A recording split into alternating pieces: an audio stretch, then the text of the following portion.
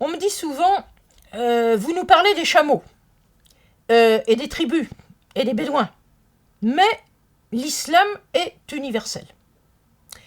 Alors, l'idée d'universalité, il faut bien comprendre ce que c'est.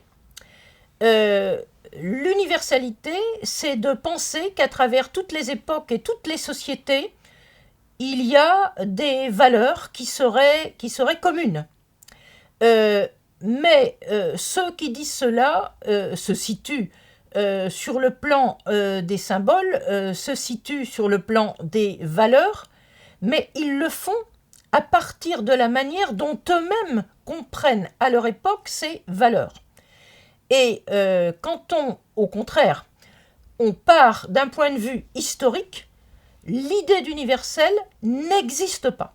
L'idée d'universel, c'est une idée philosophique, c'est une idée religieuse, c'est une idée théologique.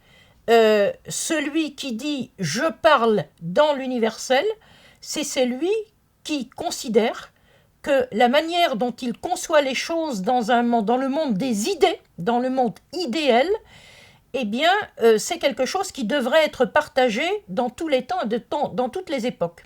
Alors, ce que vous dit l'historien, c'est qu'en histoire, l'idée d'universel n'existe pas. Ou alors, chaque époque a son idée de l'universel. Et si on compare les époques et la représentation qu'on a d'idées partagées, eh bien, on s'aperçoit qu'il y a des différences en fonction des époques et des conditions de vie de chaque époque. Donc, il ne faut pas mélanger les grands systèmes philosophiques ou les grands systèmes religieux avec une approche historique qui essaie de vous dire ce que les hommes à chaque époque ont conçu comme leur vérité. Parce que ce que fait l'historien, contrairement aux philosophes, c'est qu'il part d'hommes existants. Il ne part pas d'idées. Parce que quand on part d'idées et qu'on dit que les idées s'appliquent à tout et à tout moment, on oublie qu'il y a des hommes qui formulent les idées et qu'à chaque époque, il y a des évolutions dans la représentation qu'on se fait des idées et de l'idéal.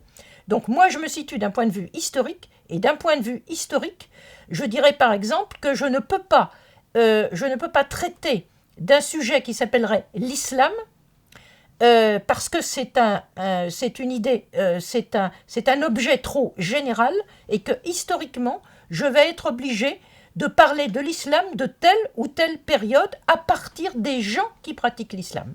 Donc ce que fait l'historien, c'est qu'il coupe le passé en tranches, il renvoie à chaque fois à un état de société. Il ne peut pas raisonner autrement, sinon il y a d'autres raisonnements possibles, mais il ne se situe pas dans une optique historique.